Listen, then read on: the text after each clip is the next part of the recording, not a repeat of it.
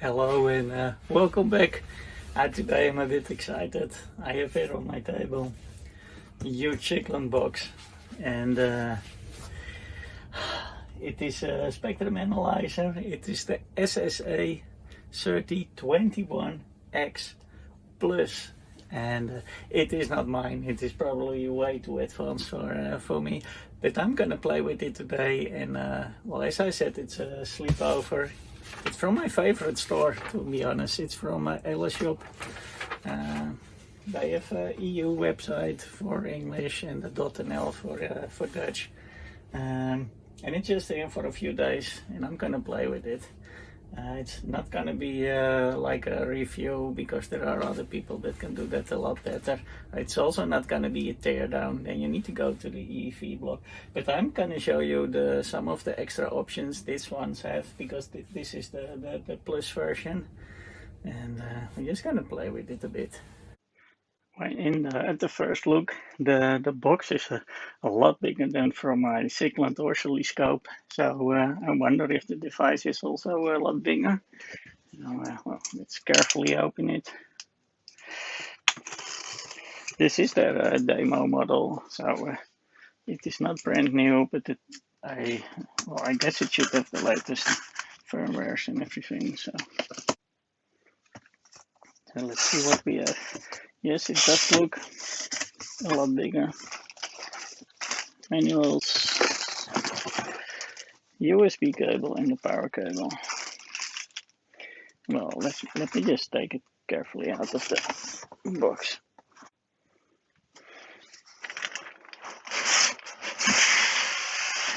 Oh, it's huge.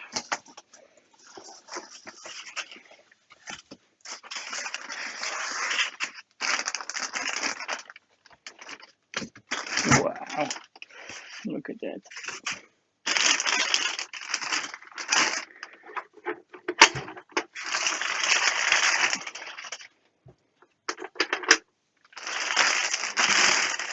Well, if you compare it to my oscilloscope, oh, here is my Siglent oscilloscope. And let me just get that as a comparison. It is a lot bigger, and also the display is huge. That is super cool. So yeah, let's start. Look at this, it looks beautiful, and I haven't even switched it on. And let me tell you a little bit about this series. This is the 3000 series from the SSA Siglent Spectrum Analyzer. And you have the entry model, that is the 3015, and that goes up to 1.5 gigahertz. And then you have this the middle one. This is the more like the second one. This is the 3021, which goes up to, well, you can guess, 2.1 gigahertz. And there is also a model that is the 3032 that goes up to 3.2 gigahertz. And I think there is even an R model, and that goes up to 7.5 gig, and that is really high, and then you are really close to professional. This is the 3021, as you can see, and I have seen other reviews, especially from the EEV blog, who did the teardown, and it seems that this 3021 is actually overspec'd. And what I mean with that, it can do a lot more, because the hardware is very similar to the, or almost the same, from the 3032.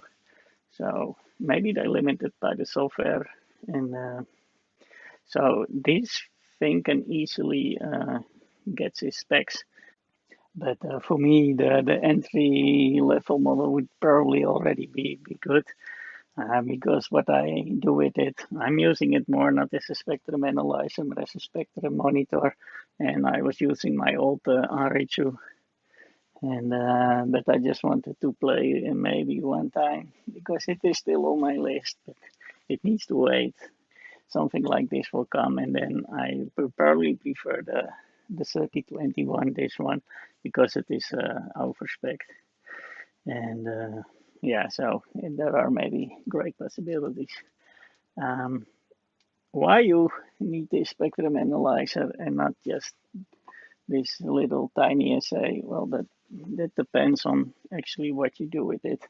If you are really close to professional, and this is, then yeah, you will find that that the sensitivity, or the, how they call it here, the displayed average noise level, what it will do, and that will say if you have the closer you come to your noise level, the harder it is to display the real signal, and to separate the signal from the noise. And I made a few notes, and let's say this tiny assay is good. It's very sensitive, and it is around minus 100, minus 110, that it can still separate the noise from the signal that you're trying to measure. So that is very sensitive, because the other one, this one, the very famous little spectrum analyzer I use a lot to measure my filters, this is about minus 60 dB. So if this is close to 100, that is already very good. And then you have the entry level from this one, the 3015, that is about, I wrote it down, 155, but this one is minus 165 dB, so that is super sensitive. So well, that is just one of the little differences. Yes, and then you also have the resolution bandwidth. That is how precise you can measure in the signal, how little the steps you can do. And if you go to this USB one, it goes from 125 hertz in steps up to 8K steps. And tiny assay, I think that the smallest is 30 or 3K. Well, this one can do 1 hertz. So if you measuring an FM signal, you can really see the modulation on the sides probably. So that's a lot of talking. What is cool about the Plus version? Well, a few things are that is it as a touchscreen, and the screen is super big. It has keyboard and mouse support. And another thing that I like a lot, it has a web server inside, and you connect through it also with VNC, so you can remote control it with your computer. And I think you can even do file operations with your computer instead of with your buttons and a USB stick. So that is really convenient. Let's switch it on. Well, almost. Just have a closer look. Big display, as I said. The buttons feel very stable. I like that. It feels good. The wheel also. Okay. The wheel is okay. Big power button, exactly like the oscilloscope. The tracking generator, that is to output the signal. I could not do that with my little USB, so that's no, I cannot do that with my Aritu. There I use the noise source, and here it is already built in. Some of the spectrum analyzers don't like DC voltage, so then you need to use a DC blocker. This one doesn't seem to have that problem, because you can do up to 50 volts of DC voltage. So with low power, you don't need to worry about the DC blocker. I like that. And then we go to the back. Well, here we have the USB to control it remotely. We have the LAN also to control it remotely.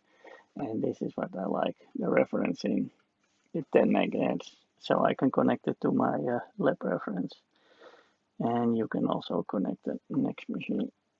I don't know if it's a pass-through, or you can use it if you use the internal oscillator. So we can test that. And there is a trigger port also, and a nice lock, so it doesn't get stolen from the desk. That's about it. Okay, well, it has little feet, just like the oscilloscopes have. It gives you a better look. I like that. It's powered on. Let's see what happens. There, it does have a fan. It, you can hear there is a fan, but it is not annoying. It's not that loud. Maybe when it gets hot, it will get louder. I don't know that. But right now, it's not bothering me. And it goes now in the startup. It seemed like that the tracking generation was on by default, but now it's switched off. Ah, look at this. Center frequency. It starts immediately with exactly in the center. So you probably have the whole spectrum. Yes. Look at this. It goes a whole range.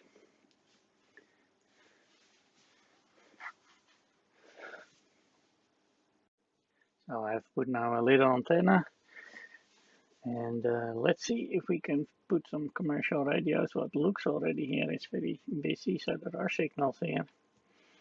So what if I go to start frequency 88 megahertz, or use the touchscreen? Stop frequency, no, say, I don't know, 99. Okay, now we still have the attenuator. Let's switch that off. This seems to be, I think it's a birdie. Amplitude, attenuator. Put that to manual 0. Okay, and the preamp on. Now we start to see some signal. The attenuator is still on. Oh.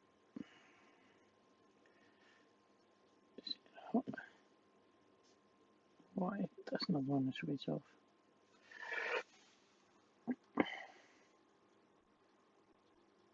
Yeah. Okay, now we see a lot more signal.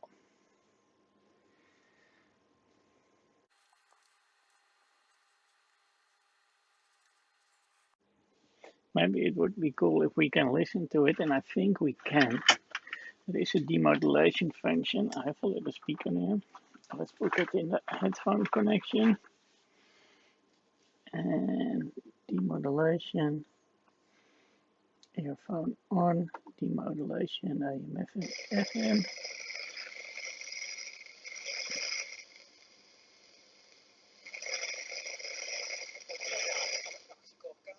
Ja, that works.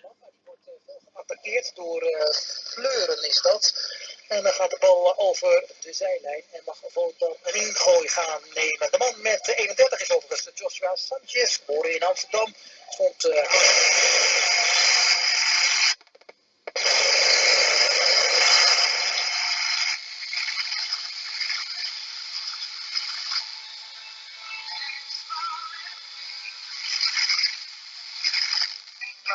lange dag. En zo zie ik ze graag.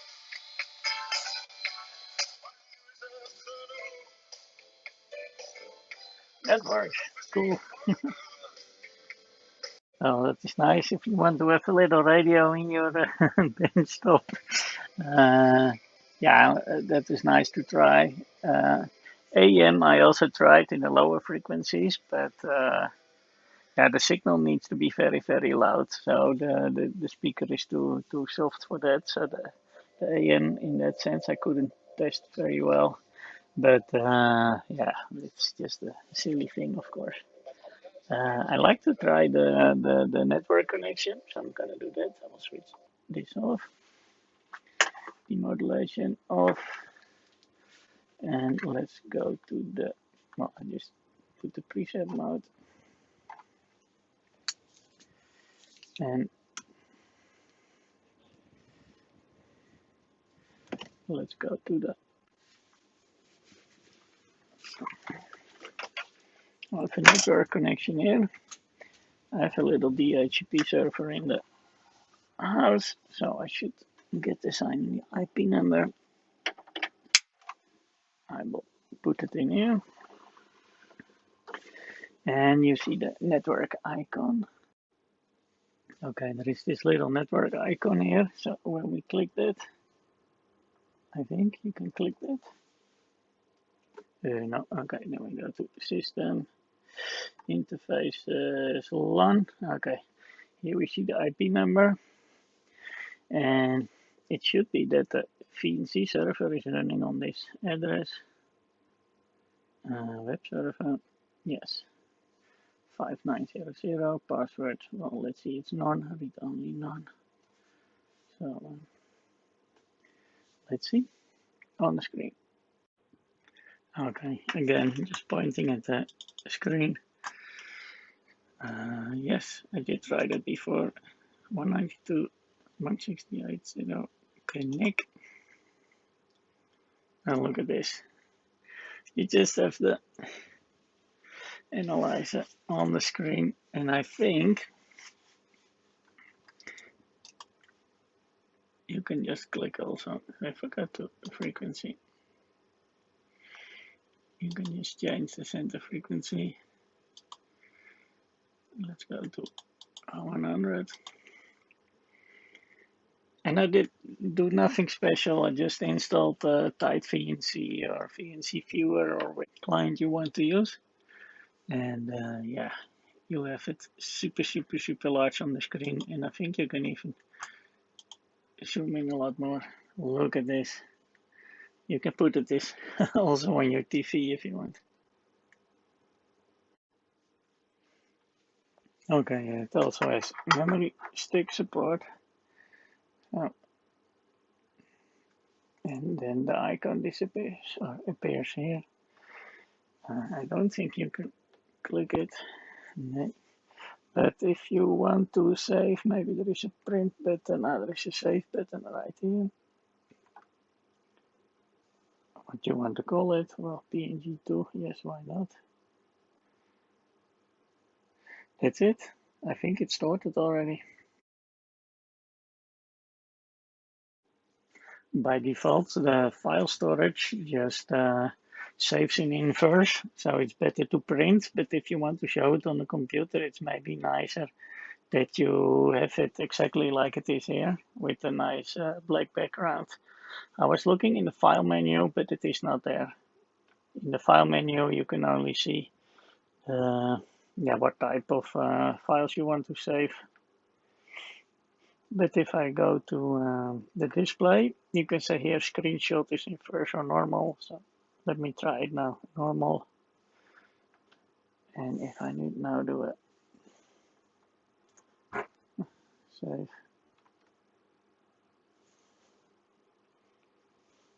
Well, let's see what it did now.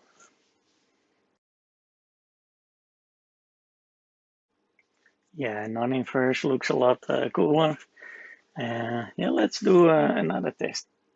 Okay, now I want to see how clean is the signal from my first distribution amplifier right here.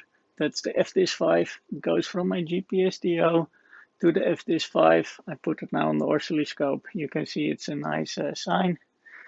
And now we're going to see on the spectrum analyzer what that looks like.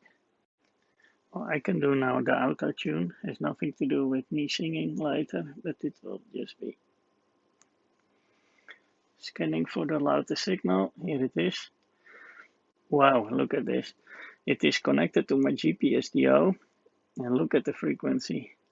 The spectrum analyzer's oscillator is really, really spot on. Look at this, 0.00001. And yeah, of course, we can get that to 0 when connected to the external reference. Well, very nice signal, but let's see if the stop frequency I put to 200. And no harmonics whatsoever. That is super, super clean. So that is very nice, the distribution amplifier. Let's get these other ones here. I have also a distribution amplifier. Let me zoom into that one. This box right here. But it is a square wave distribution amplifier, but it goes from DC up to 200 megahertz. So this one does not have filtering.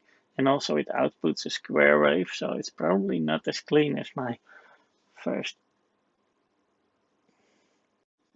Okay, now I output it like here through the oscilloscope, so you can see it is making a square, and then it goes back into the spectrum analyzer. And as you can see, because we're now using a square and there is no filtering, because you cannot really filter this distribution amplifier here, because it is supposed to work up to 200 megahertz. And yeah, here the top is, it's around 20 dB, I think. Does it say it somewhere? Oh, here, 15 dB, 10 megahertz. And the second, oh, I'm not changing the frequency marker. This should be 30 megahertz, I think. Yes, it is. And that is 6 dB. So there is 10 dB difference. And here, yeah, 15 already. Yeah, but you do indeed get all these harmonics if you use square waves. But apparently 10 dB of difference is enough, because my devices are not worried about it. And also they expect 10, so if it's around 10, then it's probably good. If you are worried about your 10 megahertz reference not being that good because you use these square wave distribution boxes, you can always think of buying this little bandpass filter. This one is for 10 megahertz, so it will only pass 10 megahertz, and probably it will reduce all the harmonics. That might be fun to see. Let's see what happens. So I'm now going to put this filter in between. There is now in and output, so it probably doesn't matter which way is up.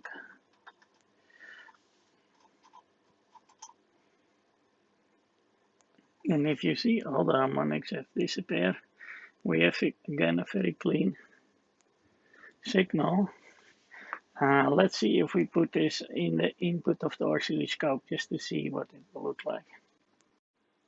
Okay, that is interesting to see. Oh, by the way, there is an input and an output. I didn't say that correct. It just says in and out. I put it now in between the oscilloscope right there.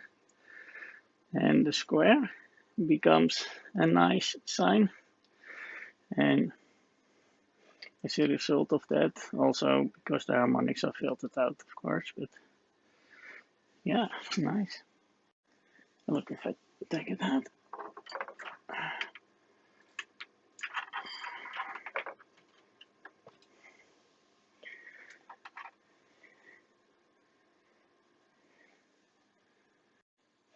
If this is such a difference between a square and a sine, then I also wonder what my cheap signal generator will do. It is connected to the external reference, this dirty one. And let me put it at 10 megahertz also. 10 megahertz, 5 volts, okay. Let's put that without the filter first.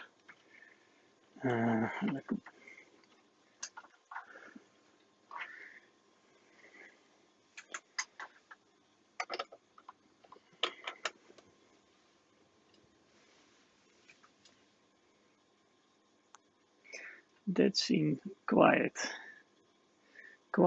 clean. And look at this on the oscilloscope. This thing is not that bad.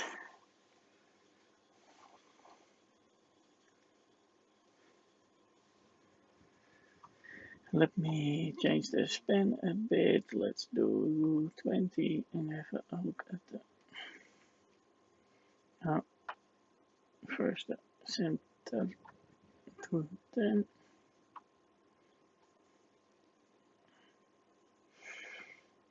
We can do the stop to 100. Yeah, it's clean. Cool. Now let's switch it over to squares.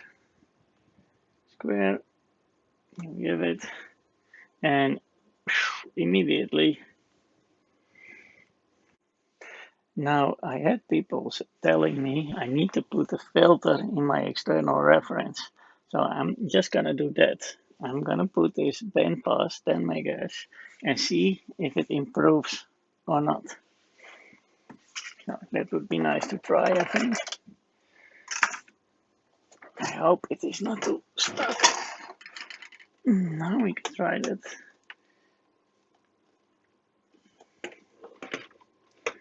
I lost my output. Why is that?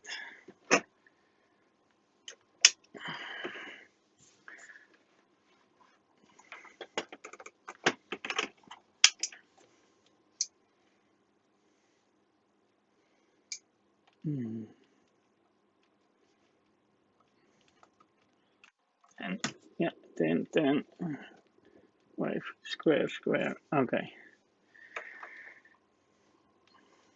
Now, you know what? I'm gonna make a screen print of this one.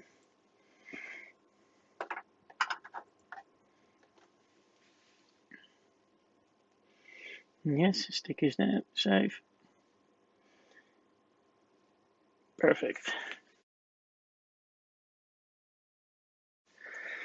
Okay.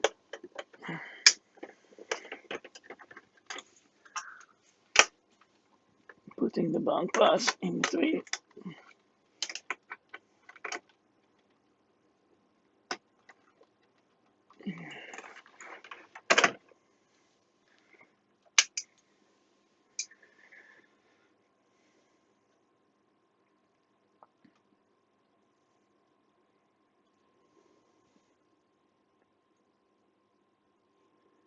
Ten megahertz.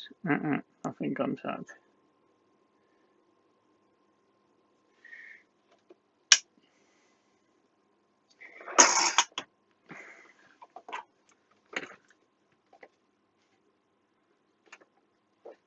Maybe it expects a square because.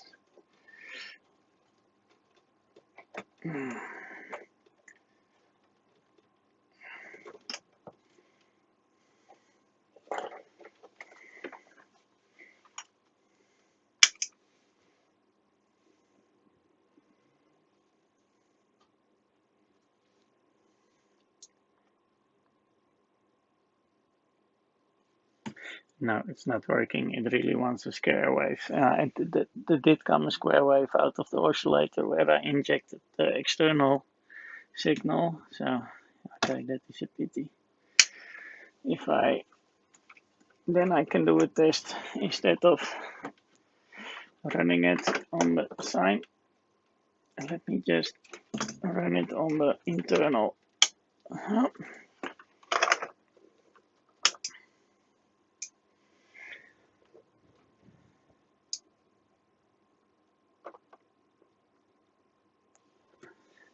Now we're running on internal. Nice. Well, it's not exactly 10, but it is close enough. And then we go to the square wave. And now we need to compare the two pictures. Save. Then we can see if it makes a difference, the quality of the internal oscillator, which was a little bit off, or my dirty sync signal that I put in from my GPSDO, if it is filtered or not. So let's see. We need to compare the two pictures.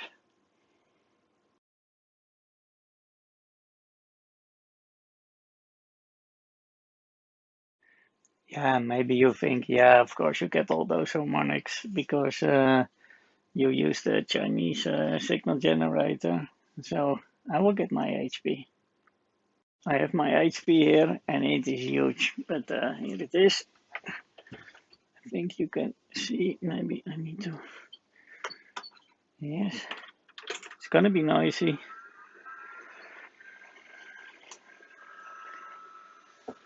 Let's see, 10 megahertz, 5 volts. It is a sine. And if you wonder, you just switched it on. It was running already for a while. Output on. And there we have it.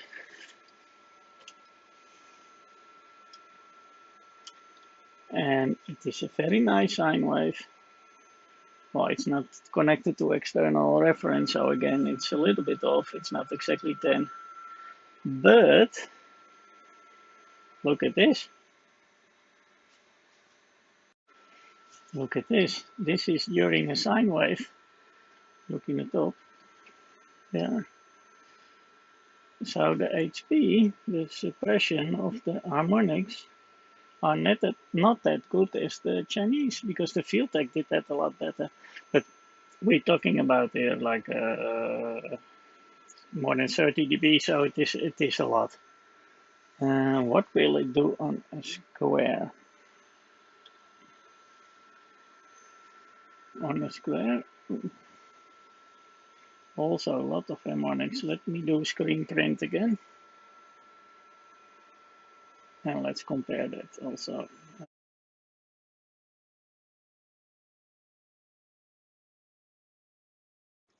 You probably have seen me playing with the filters, with the tracking generator of this little USB spectrum analyzer. Well, this one should do that a lot better, and it should have a proper normalization option as well. So let's play with that. And you know, I'm not a reader, so I'm just gonna push some buttons and see where we get.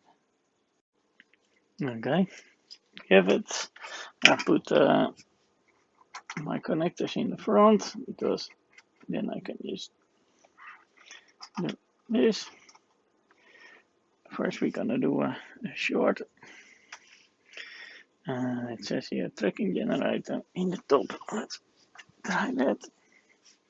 Switch it on. Yes, it's on. It is in -20. I want it to 0, if that is possible. Yes, now it's to 0. Offset 0, normalize level 0, store ref A to ref. Yeah, why not? Normalize on. Yes. Look at this. Now it's normalized. It is exactly 0. And we can do the real level and the normalized level. So it just needed to correct itself a little bit. I must say it's super flat. And this, that it is going down here, is probably just my cable. Let's see if I put another cable, because that should make a difference. If I have a little, do I have a real short one? This maybe, I hope it will fit.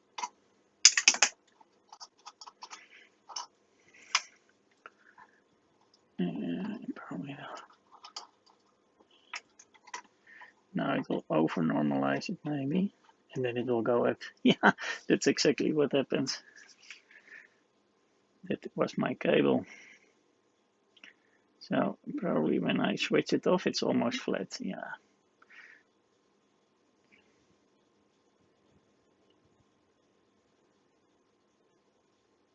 Okay, that was my cable. Cool. And it's scanning now from 0 to 2.1 gigahertz. What if we set the frequencies to start frequency to 0, stop frequency to 10?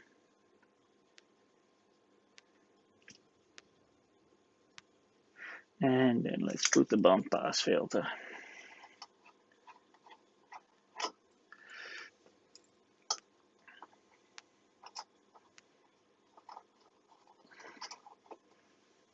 To the input.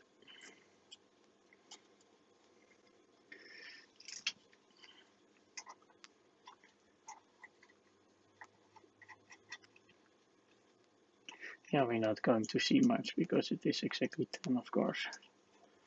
So I should go at least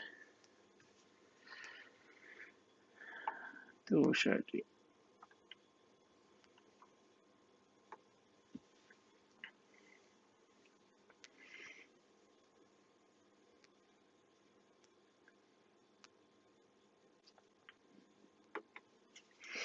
And then you can see that the 10 is probably exactly in the middle here.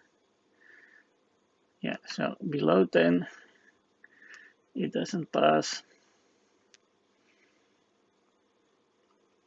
and it starts here at 8, 8 to 12 probably. Yes, and then it just drops.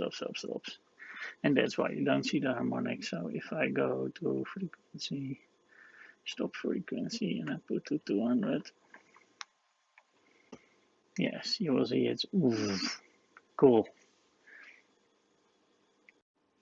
I'm now putting these Chinese attenuators in between. It is 20 dB, and as you can see, it is exactly 20 dB. And I don't remember this on the, I don't remember this, to be honest, on the USB, because there it, yeah, my frequency range, wait, stop frequency, 2 gigahertz, yeah, still 0 to 2 gigahertz, and it's almost flat in attenuation. That is nice. Normalization on or off, nice, it's good. Oh, even these little attenuators are good. They are completely flat, as you can see, -10, and this is a 10. Not sure if it focuses, yeah, 10 dB, and it was flat. I'm surprised. With the USB spectrum analyzer, it was not that good. There's another one right here.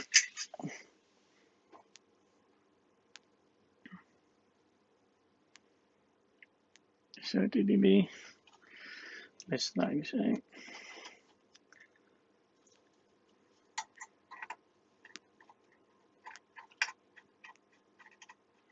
Yeah, as flat as it can be. Perfect. And now I also want to test my little homemade 3-in-1 RF tap attenuator. It should be 40 dB. This is the resistor output. And well, if you can see, I'm doing now to 1 gigahertz and up to 500, it is more or less flat, and then it starts to attenuate a little bit less. So if we set it to 600, it is super flat. And we have also the variable, which is toroid coil, and that one works very well at 300. But as you can see, I'm not connected to it right now, but here the coil starts to pull and it's taking away energy. So I really need to get rid of that. But if I, now it's gone. If you remember from the beginning of the video, I was looking at the external reference input and external reference output. Well, the external reference output is really its local oscillator, and it is, well, it's a fractional of, it's 9.9999988. So that is, for the spectrum analyzer, that is okay. But I wondered if it was going to be a pass-through if you put external reference. So I'm putting now the external ref. Well, the blue goes on, external ref, and I'm measuring here from the output, and now it's exactly 10.0000000. So yes, the 10 megahertz output does also work as a pass-through when you use external reference. I had once a question before, and they said, "Oh, you have this nice ADF4351, and how about harmonics? Because it looks kind of clean, but well, we saw already with the Fieldtech oscillator and with HP that you do have a lot of harmonics, and well, the same here. It is. It seems now clean, but if I say the stop frequency, let's put 200 megahertz, then you see already a bit more. Let's put 1,000. You see, so yes, it does have harmonics. do you need to be worried? I'm not sure because every time it's 10 dB almost. So I don't know if you remember one of my other videos also about this one, and then I did a sweep and it looked super dirty, so I like to test that again. But don't make it too crazy, so let's put to 300. Stop. And let's do the sweep. Yes, you also do see some of these points. Let's get the max. 1 kilohertz that. Okay, stop.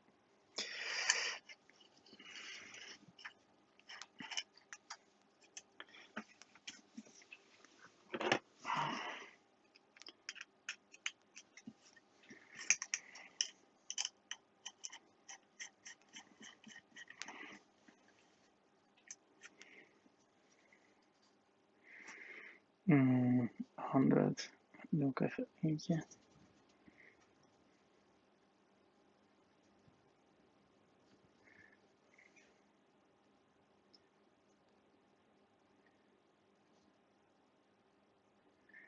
Yeah, this one actually is doing that. I think it's probably it was 10 then.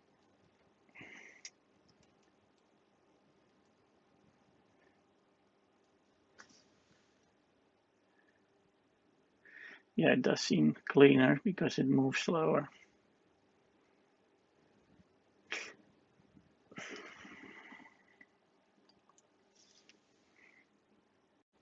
Yeah, if you should be worried or not about the harmonics, I'm not sure. You need to be, but you need to be aware. Because now it seems like the difference is not that big because it is almost the same. But don't forget, we usually use logarithmic scale, and I can put a little bit of a linear scale. And if you see here, this is the main, and here is the first harmonic and the second, and then it completely goes so low compared to the main signal. But yeah, here it looks a lot worse. So, yeah, for me that was 2 hours, 3 hours, 4 hours. I've been playing with this device, and it can do so much. And I just will cut and paste some of the video, and for you it will look really like that I did completely random test, which I also did actually. But it is so cool. I like it, and if I compare it to my old Aero tune, you have so much better view on the spectrum with this analyzer, and it can also do so much more that I will probably not use, or maybe will after if I have one, and I will try all these options out. But I try all the basic options. Some of the extra, that is the plus. I love the big screen. I like the also that you can remotely with your PC, you can watch what is on the screen here. The touch screen works perfectly fine. Auto tune button is also great, but usually after auto tune you need to reset other things because it will just zoom in on the carrier that you are measuring. And yeah, the tracking generator, it just, I didn't read anything. I'm just pushing buttons, and I really got it to work. So that is nice. Yeah, it was really nice to have it here. So thanks again, guys, from the Ayla shop. I had a great time playing with this. I hope you had a great time watching this. Thank you for watching, and I hope to see you next time.